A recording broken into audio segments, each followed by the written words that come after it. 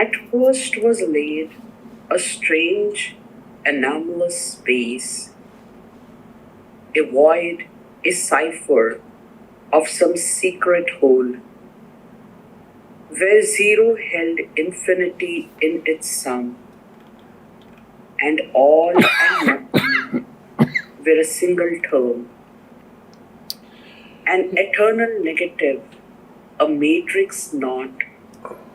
Into its form, the child is ever born, who lives forever in the vasts of God. Ah, okay.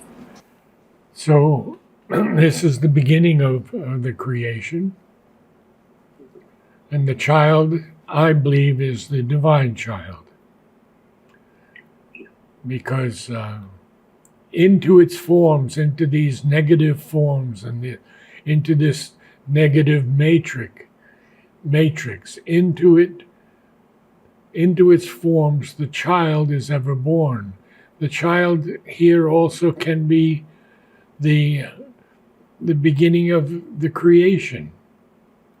Because Recording in progress. Because the child lives forever in the vasts of God.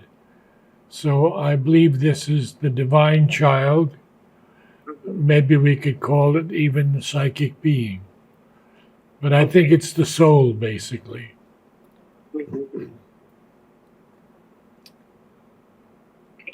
And now Sri Aurobindo is going to give us the whole creation and how it started. It's an amazing passage. Yes. Okay. A slow reversals movement then took place. A gas belched out from some invisible fire. Of its dense rings were formed these million stars. Upon earth's newborn soil, God's tread was heard. So this is the first of the creation of form and on the earth itself. So he tells us that this gas belched out, it sounds like the Big Bang, doesn't it, huh? And of its dense rings, these million stars were formed. This is all creation. And upon Earth's, now he speaks about Earth, upon Earth's newborn soil, God's tread was heard.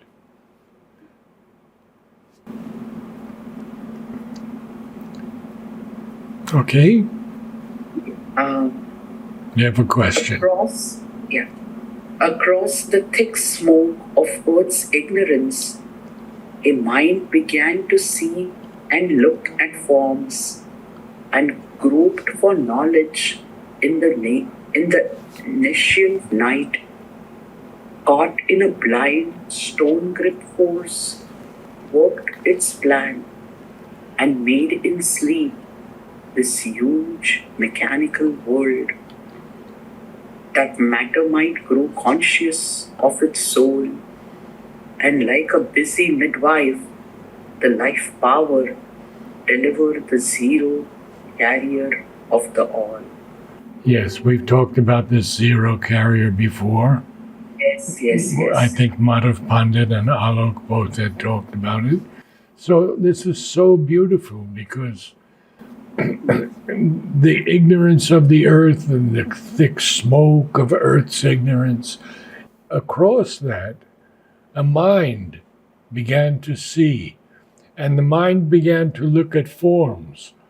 Now, in the transcendent, there are no forms. Only the supermind can make forms. Out of the formless, the supermind makes forms, creates forms. And therefore mind groped for knowledge, but it's groping for knowledge in the nescient night, where there's nothing, no knowledge at all. And then we see that force is working its plan, even though it's caught in a blind stone grip. it's able to work its plan and make in sleep this huge mechanical world, that matter might grow conscious of its soul. And like a busy midwife, the life power deliver the zero carrier of the all. So this is in our yoga, in Sri Aurobindo's way of teaching us, that the all is contained in the zero. So, like a busy midwife, this life power, life force, delivered the zero carrier. The zero carrier is carrying the all in it, and he capitalizes the word all. Like how they say, in the seed, the entire tree is hidden. Yes, exactly. Yeah. Right. So then we move to because. Yep. Because eternal eyes turned on earth's gulfs, the lucent clarity of a pure regard, and saw a shadow of the unknowable mirrored in the inconscience boundlessly. Creation's search for self began its stir. I think that's all clearly understandable. Yes. And now, what is going to happen? A spirit dreamed in the crude cosmic world.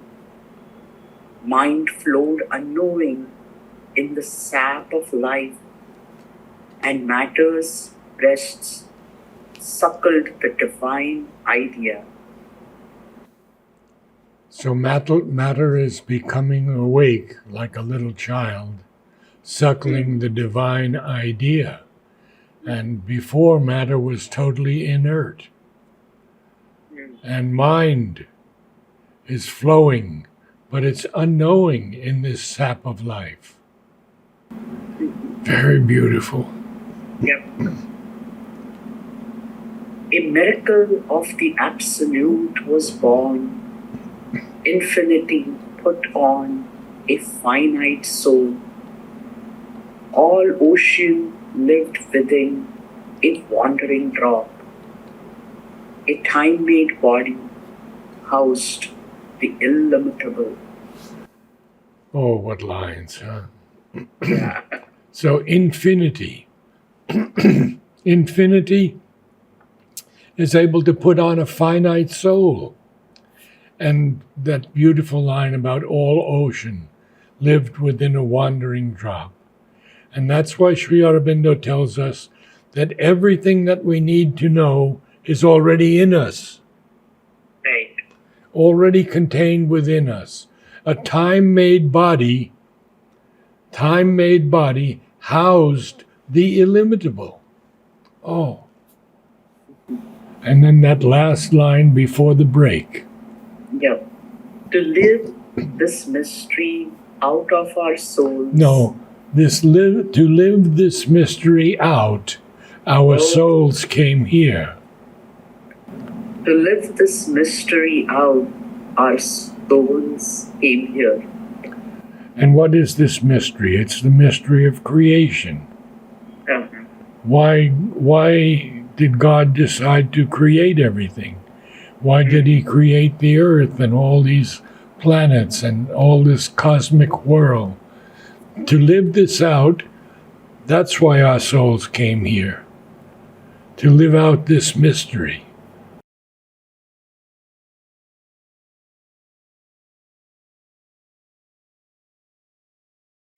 A seer within who knows the No, ordered a plan. seer within who knows the ordered plan. A seer within who knows the ordered plan, concealed behind our momentary steps, inspires our ascent to viewless heights as once the abysmal leap to earth. Okay. Abysmal. Abysmal. Abysmal, sorry, abysmal, yeah. Yeah, this word has come many times. Abysmal. Abysmal, yeah. And once the abysmal leap to earth and life. So the seer within is God within ourselves. And that, of course, God knows everything. So he knows the ordered plan that is concealed behind our momentary steps. And he also inspires our ascent to viewless heights. As once the abysmal leap to earth and life. Well, that descent to earth and life is certainly like an abysmal leap. It's a leap down into the ignorance. Now he's going to talk about Ashwapati. Okay. His call had reached the traveler in time, apart in an unfathomed loneliness. He traveled in his mute and single strength.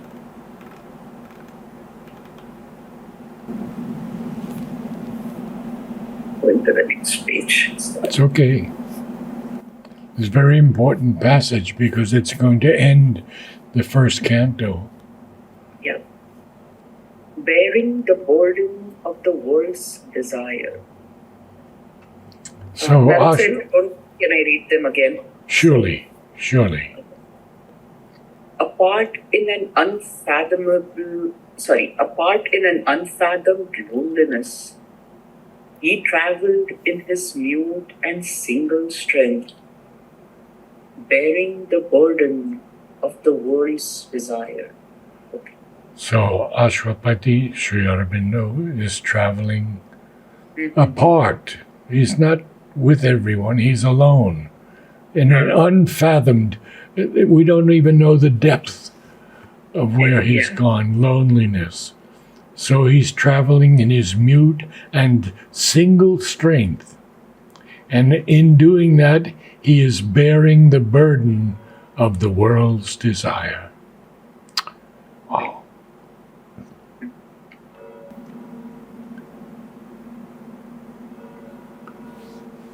A formless stillness called a nameless light. No, a formless stillness called a nameless light. Here he does put a comma. Very often we have to feel the comma because Sri Aurobindo didn't always like so much punctuation. But here he puts a comma. A formless stillness called a nameless light. A formless stillness called a nameless light. Above him was the white, immobile ray. Around him, the eternal silences.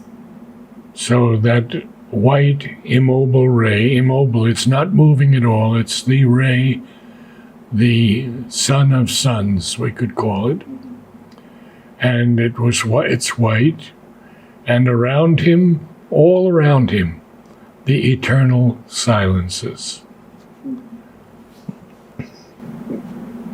No term was fixed to the high-pitched attempt. World after world disclosed its guarded powers. Heaven after heaven, its deep beatitudes. But still, the invisible magnet drew his soul. Yes, so we see that these silences are around him, the white ray is above him, but there's no term that's fixed to this high-pitched attempt. So it's Sri Aurobindo's wants to get to the highest transcendence. And he is seeing world after world. And those worlds are disclosing to him the guarded powers. So world after world, heaven after heaven is showing its deep beatitudes. But Is it, Narad, see that he's having the ability to cross the higher realms and see all the, the other galaxies and heavens? yeah, I wouldn't call it ability. I would say that his rise in consciousness Okay. allowed him to experience these things. Wow.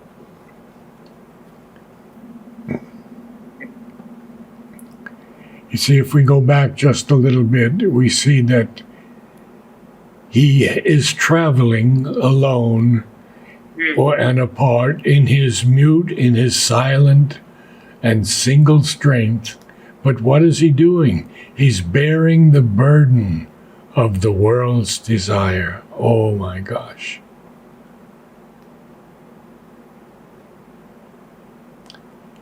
And then he has this formless stillness calling to him, this nameless light. All these things have called to him. And then he sees above him the white immobile ray, and he sees around him the eternal silences. And this attempt that he's making has no limit, no term is fixed to this high-pitched attempt. Then he has a semicolon and tells us that world after world disclosed its guarded powers, heaven after heaven its deep beatitudes. Even with all of those things, still the invisible magnet, capital M, drew his soul. So it's the divine who is drawing him up higher and higher on this world stair. Okay? Last 3 lines.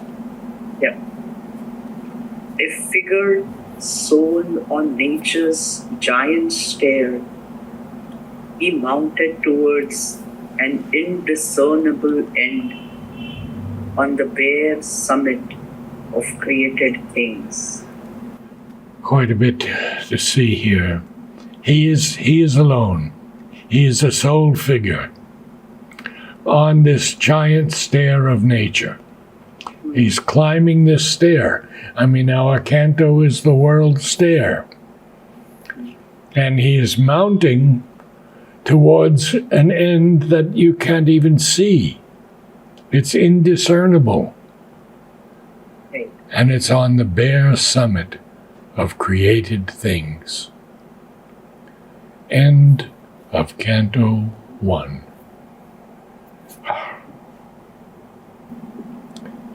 Fifteen cantos in this book. So we've only finished the first one. Yeah. Would you like to read from the beginning? Yes, I'm going back a bit.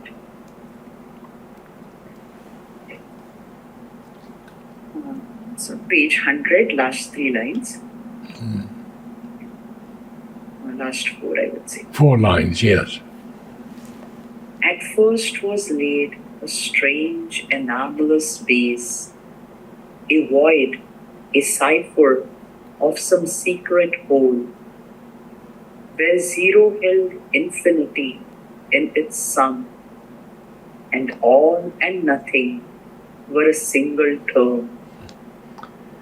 An eternal negative, a matrix knot. Into its form the child is ever born, who lives forever in the vasts of God. A slow reversal's movement then took place. A gas belched out from some invisible fire. Of its dense rings were formed these million stars. Upon earth's newborn soil, God's dreads were poured. Across the thick smoke of earth's ignorance, a mind began to see and look at forms and groped for knowledge in the nascent night. No, nescient. Nascent night, caught in a blind stone creep course, worked its plan. Why did you say grip? Grip. Grip. Grip. Stone grip. You know what a grip is when you grip something. Okay. Caught in a blind stone grip force, worked its plan, and made in sleep this huge mechanical world that matter might grow conscious of its soul, and like a busy midwife, the life power deliver the zero carrier of the all.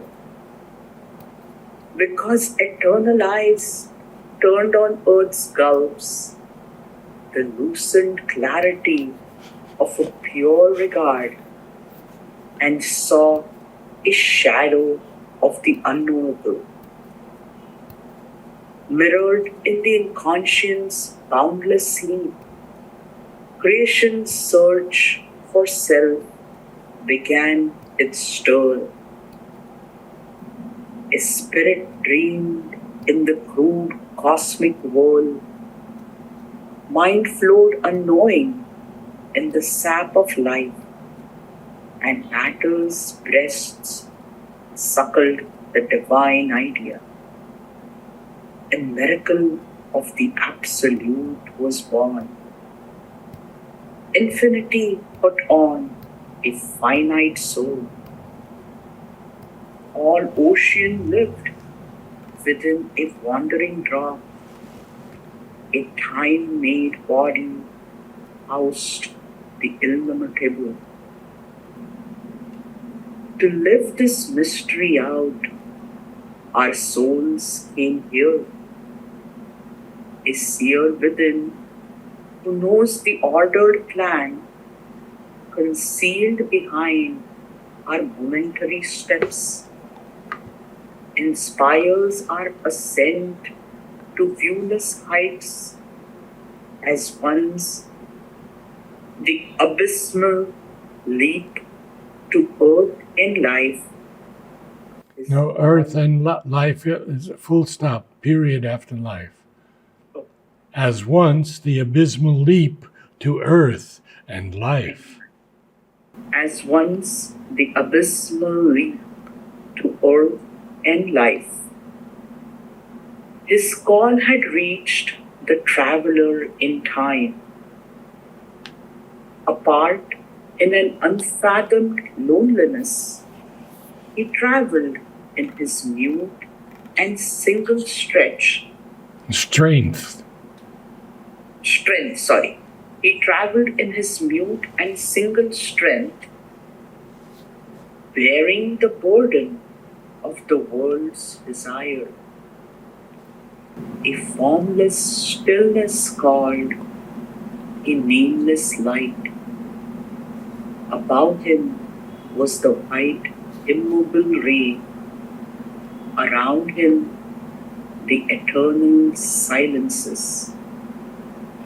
No term was fixed to the high-pitched attempt. World after world disclosed its guarded powers. Heaven after heaven, its deep beatitudes. Beatitudes. Okay. Heaven after heaven, its deep beatitudes. But still, the invisible magnet drew his soul. A figure, soul on nature's giant stair, he mounted towards an indiscernible end on the bare summit of created things. End of Canto 1. Good. All I want to add is that we should go back to the line before we began today, because that's what Sri Aurobindo is going to reveal to us. He's already revealed so many things about the artist's joy and about the Cuban union crystal of the gods. But that line, a mystery's process is the universe, is going to tell us everything that comes after that. So now we understand it better, how Yes. from this nothing, everything is born almost like a giant bang, and this gas belches out, and the rings are formed, and earth is formed, and the tread of God is heard on earth, and man, mind begins to see, gropes for knowledge. Matter begins to grow conscious of its soul, and even then he wants to continue and tell us these things, that eternal eyes, the divine eyes, turned on earth's gulfs, turned on the lucent clarity of a pure regard. And then we have that marvelous line where he says, a seer within who knows the ordered plan that's concealed behind our momentary steps inspires our ascent to viewless heights. And then we end up with Ashwapati going so high, heaven after heaven, world after world, alone on this giant stair of nature. So next week, we'll start a new canto. Sure, Narad sir. Thank you so much. You're welcome. Namaste.